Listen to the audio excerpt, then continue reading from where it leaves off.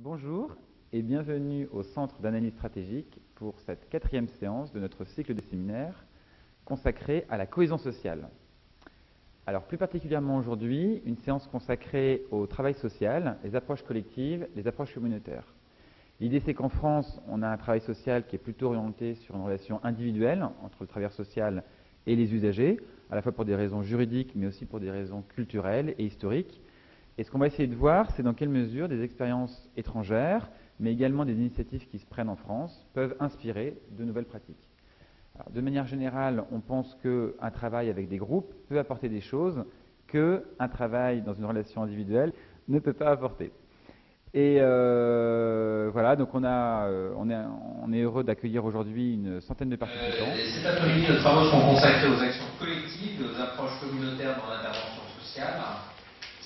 Et pour aborder ce thème, je pense qu'il faut distinguer en fait deux questions. La première qui est de savoir si, de manière la question générale, avant la question spécifique, la question générale c'est quelle place est-ce qu'on fait au travail collectif dans le travail social, en comparaison en particulier avec ce qui se passe en Amérique du Nord, qui est un peu la référence dans le domaine. Marie-Hélène Baquet nous en dira un mot. Et en Amérique latine, ou plus près de nous au Royaume-Uni et dans certains pays nordiques, comment s'explique cette spécificité française? Je suppose qu'elle soit avérée, mais c'est plutôt le point de départ de colloque. Et quel bilan est-ce qu'on peut en tirer? Alors, pour lancer quelques pistes, il nous semble que la spécificité française tient à la conjonction de plusieurs facteurs, qui a été mis en lumière par les rapports de l'IGAS et du Conseil supérieur du travail social. D'abord une demande croissante d'individualisation des politiques sociales de la part des acteurs, mais aussi surtout des destinataires qui veulent être traités personnellement, ce qui peut se comprendre. Ensuite, par le fait que le travail collectif suppose des formations spécifiques, donc ça ne peut pas s'improviser, et ça n'est que récemment qu'il y a des modules de cette nature qui ont été introduits, comme nous le rappellera Madame Boyot, la directrice d'une école de formation aux métiers du social. Et ça explique sans doute la pratique de certains professionnels qui considèrent que cette personnalisation des rapports qu'ils ont avec les intéressés est une caractéristique spécifique.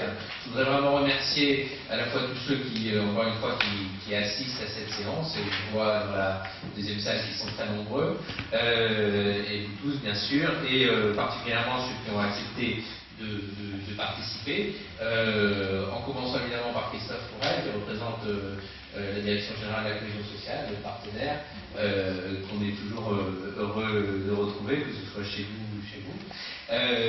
Et l'ensemble de nos intervenants, Madame Hélène Stroll de l'IGAS, l'Inspection Générale des Affaires Sociales, Madame Marie-Hélène Baquet, professeure à l'Université Paris-Ouest, Chérie Schrecker, maîtresse de conférence à l'Université Nancy 2. Je ne sais pas si vous êtes maîtresse de conférence. C'est la nouvelle politique des genres. Ah, voilà, alors là, nous incluons tous. Voilà.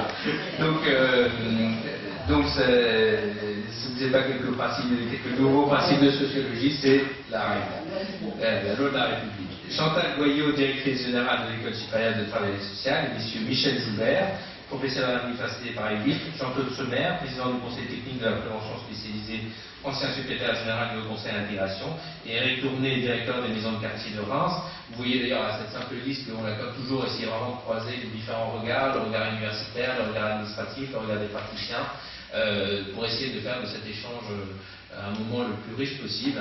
C'est ce que je vous souhaite. Je vous remercie à nouveau et je vous souhaite une très bonne après-midi.